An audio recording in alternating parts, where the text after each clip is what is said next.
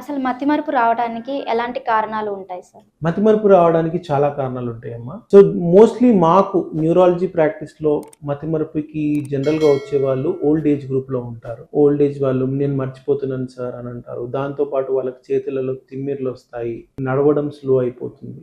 So దీనికి ఇది ఎందువల్ల వస్తుందంటే పార్కిన్సన్స్ అని ఒక ప్రాబ్లం ఉంటుంది, దాంట్లో మతిమరుపు అనేది వస్తుంది. అది ఫస్ట్ కారణం. రెండో కారణం ఆల్జీమర్స్ డిజీజ్ అని ఉంటుంది. ఆల్జీమర్స్ డిజీజ్ అంటే బేసికలీ మన బ్రెయిన్లో కొన్ని కణాలు ఉంటాయి. ఆ కణాలు అనేది ప్రోగ్రెసివ్గా వయసు పెరుగుతున్న కొద్దీ తగ్గిపోతూ ఉంటాయి. దానివల్ల కూడా మతిమరుపు వస్తుంది. సో ఈ రెండు మోస్ట్ కామన్ కారణాలు. నెక్స్ట్ ఇంకో కారణాలు వాస్కులార్ డిమెన్షియా అని అంటారు. వాస్కులార్ డిమెన్షియా అంటే ఏంటంటే బేసికలీ మనకు రక్తనాళాల్లో బ్లాక్ అవ్వడం వల్ల, స్ట్రోక్ లాంటిది కాదు, ఓవర్ పీరియడ్ ఆఫ్ టైం చిన్నగా బ్లాక్ అవ్వడం వల్ల మనకి మెమరీకి సంబంధించిన ఏరియా ఆఫ్ బ్రెయిన్ దగ్గర బ్లడ్ సప్లై అనేది తగ్గుతుంది. దానివల్ల కూడా మతిమరుపు వస్తుంది, dementia. That is called vascular dementia.